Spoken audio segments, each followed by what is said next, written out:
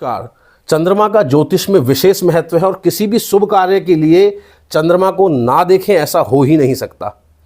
इस सूत्र का अक्सर वो लोग फायदा उठाते हैं, लाभ उठाते हैं जो ज्योतिष को समझते हैं या जो ज्योतिष को फॉलो करते हैं, क्योंकि चंद्रमा से ही शुभ फल की प्राप्ति को देखा जाता है। या किसी काम को करके आपको सुख मिलेगा या दुख, चंद्रमा यह बताता है, क्योंकि चंद्रमा को आपके मन से जोड़कर देखा गया है और चंद्रमा है भी मन का कारक।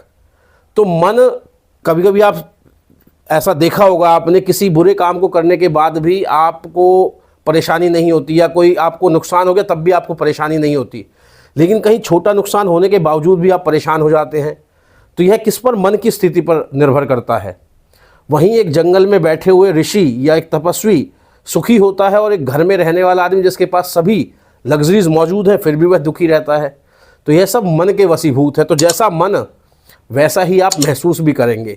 तो इसीलिए चंद्रमा को लाभ हानि से जोड़कर देखा गया है और जब भी कोई शुभ कार्य करते हैं तो चंद्रमा की पोजीशन देखी जाती है। तो आज एक ऐसा सूत्र आपके साथ साझा करेंगे जिसमें जब भी आप किसी विशेष काम के लिए जा रहे हैं या किसी विशेष डील के लिए जा रहे हैं तो बस चंद्रमा का जरूर ध्यान करिए, क्योंकि सब चीज़ें आप नहीं देख सकते, लेकिन चंद्रमा की पोजीशनिंग उस दिन जरूर देखिए। तो करना क्या है आपको, देखिए इस श्लोक के माध्यम से समझेंगे। इस श्लोक में ही सब कुछ लिखा हुआ है। देखिए चंद्रमा कहाँ होना चाहिए जब आप शुभ कार्य कर रहे हैं, तो देखिए क्या क्या लाभ देता है, क्या क्या हानि देता है, समझ लीजिए। सम्मुखे अर्थ लाभाय, पृष्ठे चंद्रे धनक्षय, दक्षिणे सुख संपत्ति, वामे तू मरणम भवेत्। क्या कहता है, सम्मुख अगर आपके चंद्रमा है, किसी काम को करने जा रहे हैं तो वह आपको लाभ देने वाला होगा। तो कहने का मतलब यह है कि अगर आप मान लीजिए पूर्व दिशा, आपको दिशा ज्ञान होना चाहिए, आप पूर्व दिशा की तरफ जा रहे हैं तो चंद्रमा 1, 5, 9 में होना चाहिए, तो आपके सम्मुख होगा। या आपके राइट हैंड पर होना चाहिए, यहां दक्षिणे सुख संपत्ति, तो सुख संपत्ति कहां, दक्षिण में, या फिर दक्षिण में होगा तो भी आप पूर्व की दिशा का काम कर सकते हैं। वहीं चंद्रमा को कहां खराब बताएगा, पृष्ठे चंद्र में धन क्षय।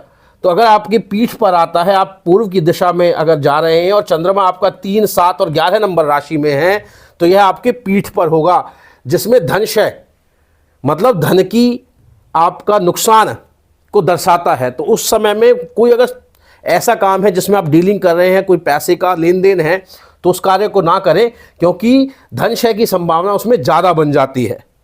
वहीं अगर आप का चंद्रमा कहाँ है, 4, 8 और 12, ये क्या हो गया, ये आपका क्या कहता है, वामे तू मरणम भवेत्। अगर उल्टे हाथ पर, अगर बाएं हाथ पर चंद्रमा है तो मृत्यु तुल्य कष्ट देता है।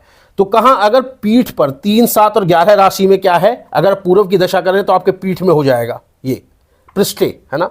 अगर आप मानिए नॉर्थ की तरफ जा रहे हैं तो क्या हो गया, फिर क्या, फिर ये बिल्कुल बदल जाएगा, देखिए फिर साउथ पीठ हो जाएगी आपकी। तो इसको आपको समझना है, जब भी आप किसी कार्य के लिए जा रहे हैं तो इसको फॉलो करें, इस सूत्र को फॉलो करेंगे और चंद्रमा को फॉलो करेंगे तो जरूर आप अपने काम की सिद्धि कर लेंगे। और ये बहुत पुराना सूत्र है और कुछ नहीं देखते तो कम से कम चंद्रमा को तो देखते ही हैं ज्योतिष, कि भाई आपका दिन कैसे जाने वाला है, क्योंकि चंद्रमा आपका डे टू डे लाइफ है। तो अगर चंद्रमा सही होगा जिस दिन जो कार्य कर रहे हैं तो आपको उस कार्य को करने के बाद सुख की अनुभूति होगी, नहीं तो धनक्षय और मृत्यु तुल्य कष्ट भी चंद्रमा देता है। तो आज के लिए इतना ही। अगर समझ आया हो यह लॉजिक, जरूर आप इसको आगे शेयर करें ताकि और लोग भी इसका लाभ उठा सकें। नमस्कार।